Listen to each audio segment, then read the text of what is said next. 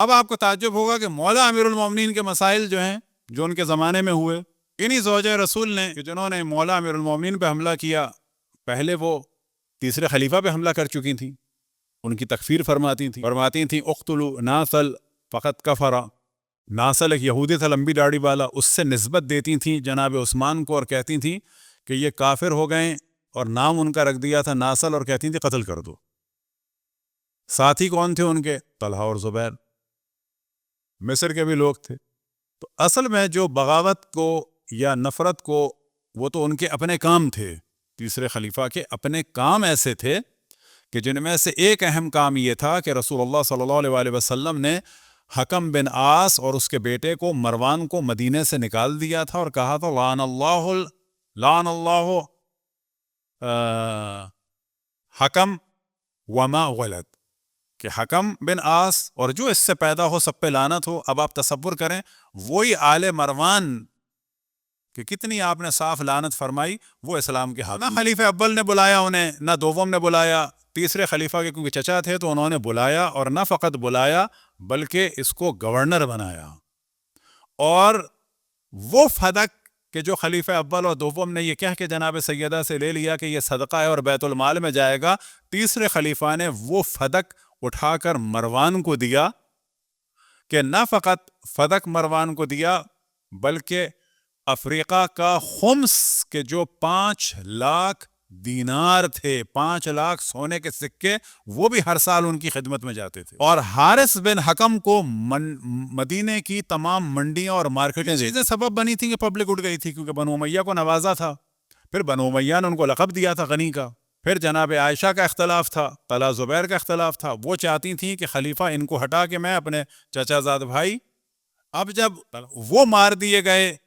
تو آپ دیکھیں کہ ان کی پالیٹکس بدل گئی، اور فوراً انہوں نے کہا کہ آؤ علی سے انتقام۔ وہ خاتون کل تک خلیفہ کے قتل کا حکم صادر فرما رہی ہیں،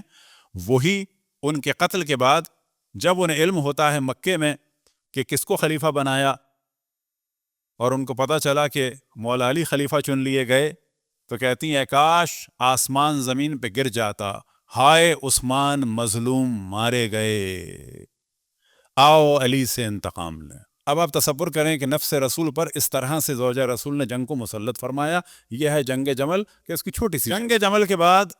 سے لے کے کربلا تک موضوع چل رہا تھا قتل عثمان، خون عثمان، حتیٰ کربلا میں یہ جو موضوع تھا وہ یہ تھا، یہ جناب زہیر سے آ کے لوگوں نے کہا کنتا عثمانین، کل تک تم عثمانی تھے، یعنی تم تو اس پروپیگنڈے کی طرف تھے کہ اہل بیت کو مارنا ہے ان کا نام لے کے، آج تم خود اہل بیت کے طرفدار ہو گئے ہو۔ اب ہمارے یہاں ایشو اٹھایا گیا کہ جی وہ غیر شیعہ تھے حضرت زہیر، نہ، عربی میں دیکھیں بھائی صاحب، یہاں لکھا ہے کہ وہ کہنے والا کہہ رہا ہے کنتا عثمانین، یعنی وہ بھی سمجھ رہا ہے کل تک تم عثمانی تھے، یعنی وہ بھی یہ جان رہا ہے کہ آج نہیں ہو تو کیوں نہیں ہو۔ تو وہ ساری چیزیں سبب بنی کہ مولا امیر المومنین پہ 3 جنگیں مسلط ہوئیں، جنگ جمل، جنگ صفین اور نہروان۔ جنگ جمل میں تقریباً 10,000 6,000 سے لے کے 36,000 کا فگر ہے کہ ایک ماں کی وجہ سے امت میں اتنے بیٹے مارے، اور پھر جنگ صفین میں 70,000 سے 1,10,000، اور پھر جنگ نہروان، اور پھر مولا امیر المومنین کی شہادت،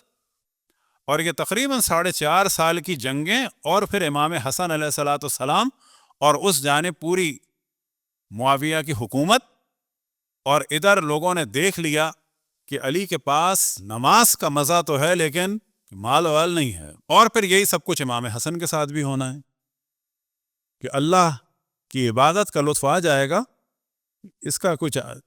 چانس نہیں ہے مال وال کا۔ تو لوگوں نے بکنا بھی شروع کیا، یہاں تک کہ جنگ بندی ہوئی، اور اس کے بعد صلح ہوئی۔ اور یہ جو صلح تھی، یاد رکھیں، ایک صلح ہوتی ہے کوئی دوستی میں، محبت میں، بھائی چارے میں، ایک یہ کہ جنگ کی ابتدا ہو چکی ہے، چھاونیوں میں فوجیں بیٹھی ہیں، جب اپنی اچھی خاصی فوجیں بک گئیں، اب امام حسن کو نظر آیا کہ اکثریت جو مومنین کی ہے وہ ماری جائے گی، تو اب امام نے ایک طرح سے جنگ بندی قبول کی۔ اس جنگ بندی میں اور دوستوں کے درمیان دوستی میں کوئی فرق نہیں ہے، تو امام نے جو شرطیں لگائیں صلح میں، کیونکہ جب بھی امام حسن کا ذکر ہوتا ہے تو صلح امام حسن کا موضوع، شرطیں لگائیں وہ یہ تھی کہ تم قرآن پہ عمل کرو گے،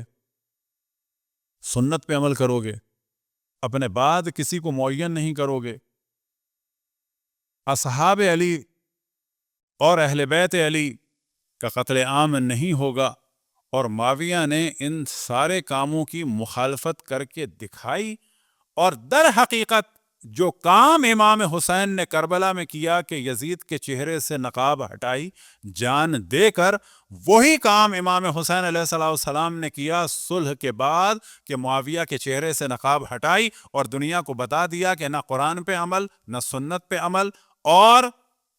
مولا امیر المؤمنین پہ گالیوں کا سلسلہ۔ تو آئندہ آنے والوں کو بتا دیا کہ شور نہ مچانا کہ تبرہ غلط ہے، شور نہ مچانا کہ صحابی کو گالی دینے سے کافر ہو جاتے ہیں، اور اگر 14ویں صدی میں تم کہو گے کہ صحابی کو گالی دینے سے اور لعنت بھیجنے سے کافر ہو جاتے ہیں، پھر تمہیں ماضی میں جا کے بہت سارے لوگوں کو کافر بنانا۔ اصحاب کے احترام کی بات نہ کرنا۔ عالم اسلام میں جو پہلی جنگ تھی وہ جنگ جمل تھی، لیکن عالم اسلام میں آپ جانتے ہیں پہلا سر جو نوک نیزہ پہ بلند ہوا تھا کون سا تھا؟ جو موصل سے چلا تھا نوک نیزہ پہ اور دمشق تک آیا تھا، اور دمشق میں لا کے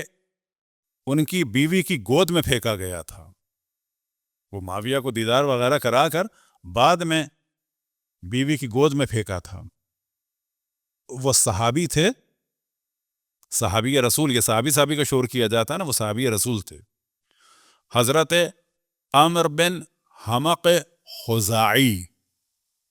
کہ جو مولا امیر المومنین کے بھی صحابی تھے، ان سے پہلے اشرف الانبیاء کے صحابی تھے، اور ان لوگوں نے پورا جال بنایا تھا کہ مولا امیر المومنین قریبی ساتھیوں پر تہمت لگائی تھی، کس کی؟ تیسرے خلیفہ کے قتل کی۔ یہ پورا، اب آپ تصور کریں کہ مولا امیر المومنین دفاع کر رہے ہیں، پانی پہنچا رہے ہیں، لیکن سیاسی مقاصد کے لیے قتل کروانے والوں نے قتل ڈال دیا مولا امیر المومنین کے قریبی ترین اصحاب پر۔ نہ جناب محمد بن ابو بکر قتل میں تھے، نہ جناب مالک اشتر قتل میں تھے، نہ جناب عمر بن حمق خزاعی قتل میں تھے۔ یہ تمام کی تمام تہمتیں ہیں، صرف ایک سیاسی گیم تھا کہ خود قتل کرواؤ، خود مولا امیر المومنین کے اوپر قتل کو ڈال دو، اور پھر جنگ کی، اور پھر یہ جنگوں کا سلسلہ چلتا رہا۔ تو سمجھ لیں کہ عالم اسلام میں کس قسم کی اور کیسے حالات تھے، اور امام حسن علیہ السلام اس دور سے گزر رہے۔ اب صلح امام حسن کی ایک شق تھی کہ تمہیں خمس دینا ہوگا ایک مخصوص مقدار میں، وہ بھی کوئی بہت زیادہ نہیں، اور وہ کبھی آتا تھا کبھی نہیں آتا تھا، اور آپ کو تعجب ہوگا کہ اس کو عام طور پر جو ناصبی اہل حدیث ہیں وہ کہتے ہیں کہ جی معاویہ کی جانب سے تحفے آتے تھے، نا تحفے نہیں تھے، وہ شرائط میں سے ایک خمس کا حصہ تھا۔ اور امام حسن علیہ السلام کی زندگی ایک سخت ترین زندگی گزر رہی۔ اب یہ کہ ان کی زوجہ کون تھی کہ جنہوں نے زہر دیا، تو آپ کو تعجب ہوگا، یعنی عالم اسلام کی جو تاریخ ہے بڑی عجیب و غریب ہے۔